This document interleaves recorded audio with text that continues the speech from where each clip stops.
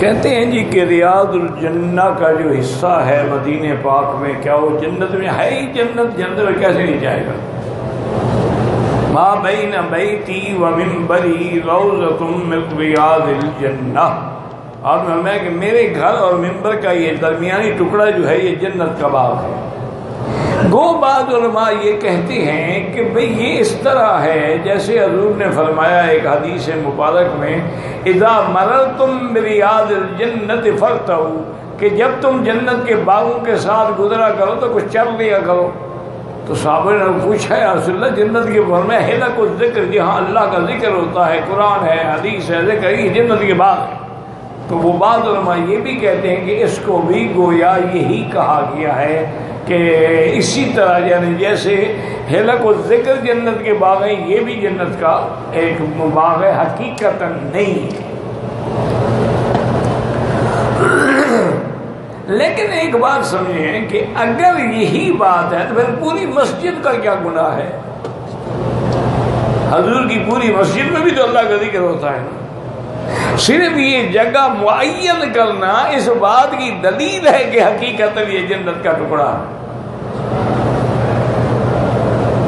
اور اگر حجر اسود جنت سے آ سکتا ہے تو اس ٹکڑے کے آنے میں کسی کو کیا اشکال ہے؟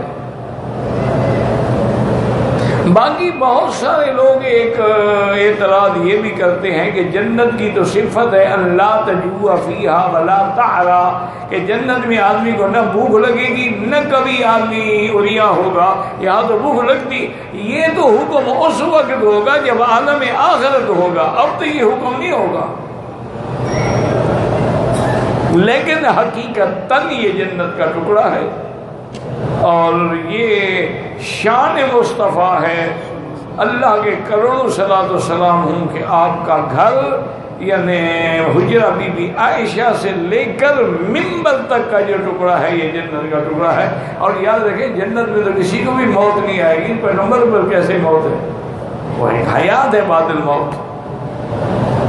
یہ الگ بات ہے کہ اس کا تعلق عالم برزخ سے ہے، لیکن بہرحال یہ جنت ہے اور اللہ تعالیٰ نے اپنے نبی پاک کے لیے یہ ایک بڑا اہم انعام ہے حضور پاک پر کہ دنیا میں بھی جنت، برزخ میں بھی جنت اور آخرت میں بھی جنت۔ اسی طرح ایک آدمی نے کسی بزرگ کو خط لکھا کہ میں بڑی مشکل میں ہوں، آپ میرے لیے مہربانی کر کے دعا کریں۔ انہوں نے اس کو خط کا جواب دیا کہ میں نے تمہارے لیے دعا کی ہے اور تمہاری مشکل حل ہو گئی۔ اللہ نے کیا، مشکل بھی حل ہو گئی۔ وہ کچھ عرصے کے بعد آیا، اس نے کہا حضرت آپ نے اتنے یقین سے کیسے لکھ دیا؟ آپ لکھتے بھی اللہ حل کر دیں گے، لیکن آپ نے تو یہ لکھا کہ میں نے دعا کی ابد ہو گئی۔ انہوں نے کہا اللہ کا قرآن میں فیصلہ ہے کہ جنت والے جب جنت میں ہوں گے اور جو مانگیں گے اللہ ان کو دے گا۔ وَلَكُمْ فِيهَا مَا تَشْتَهِي أَنفُسُكُمْ وَلَكُمْ فِيهَا مَا تَدَّعُونَ، جو چاہیں گے جو مانگیں گے۔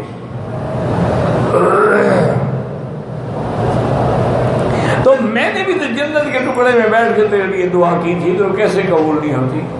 اس لیے میں نے کہا کہ ہو گئی۔ بس دعا کرو کہ اب اللہ ہمیں ہدایت دے۔